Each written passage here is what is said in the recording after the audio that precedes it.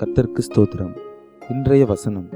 தேவன் தாமே இன்றைய வசனத்தை கொண்டு உங்களை வழிநடத்துவாராக, ஆசீர்வதிப்பாராக. ஆமென்.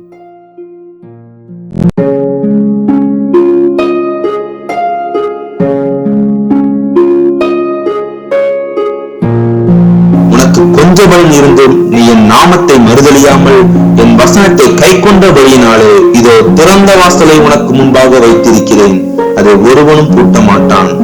வெளிப்படுத்தின விசேஷம் 3ஆம் அதிகாரம் 8ஆம் வசனம்.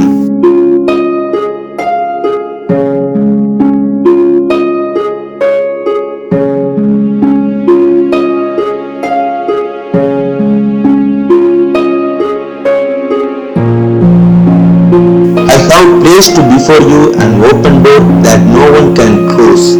I know that you have little strength, yet you have kept me bad and have not denied my name. Revelation 3rd chapter 8th verse.